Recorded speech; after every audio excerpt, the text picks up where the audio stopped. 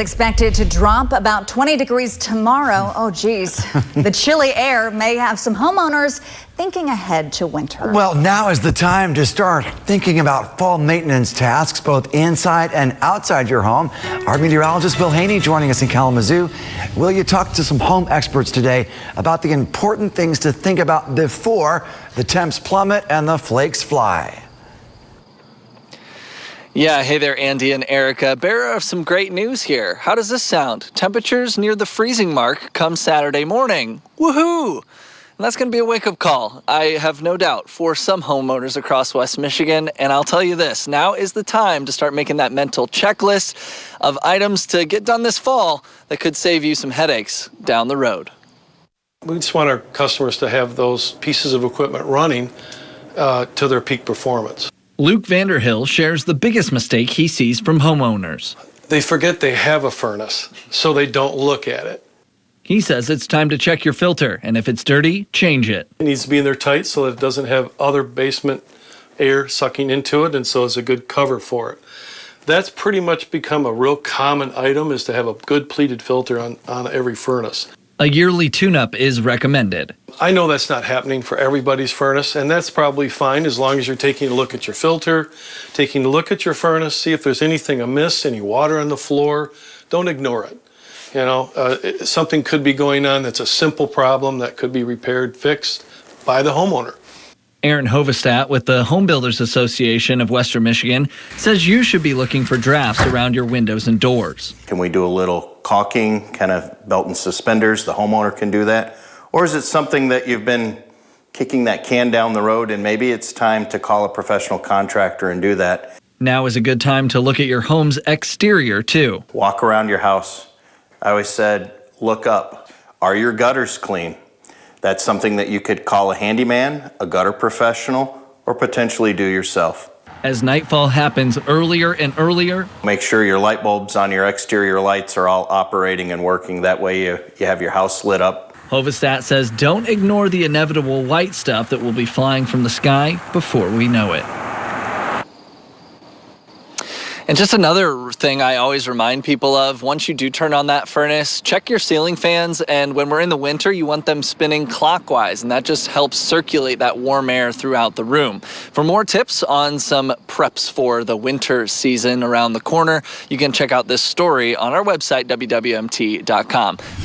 Ladies and gentlemen, please welcome our hero today. Come on out, Bob.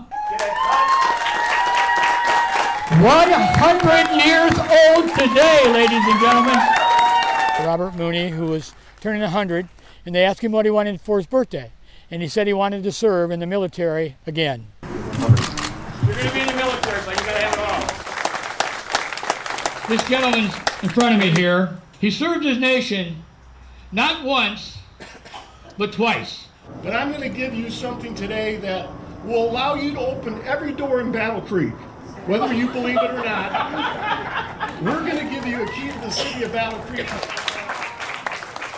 Let it be known by this certificate that Robert Francis Muni is hereby an honorary member in good standing of the Michigan National Guard.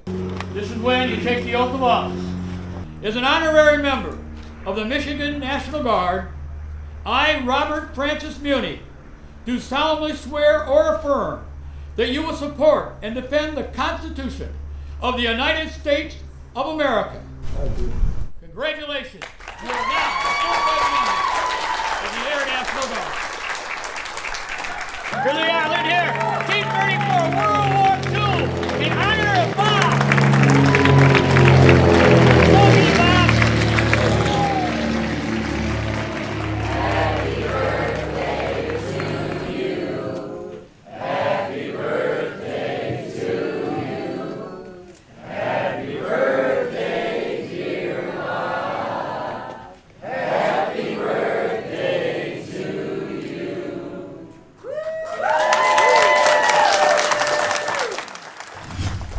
The 24th Portage Invitational will be held on Saturday at Portage West Middle School. And if you plan on attending, you won't be the only one with cross country running through your mind.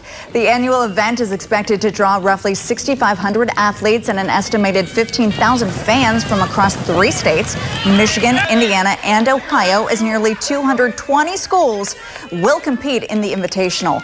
Wow. Set to take place exactly 4 weeks before the MHSAA state meet. The event gives teams and individuals an idea of how they stack up before championship season begins. Better yet, it gives athletes who may not make it to states an opportunity to race like they have. We want schools to preview where they're at for the state meet and to start to compete with each other at that level.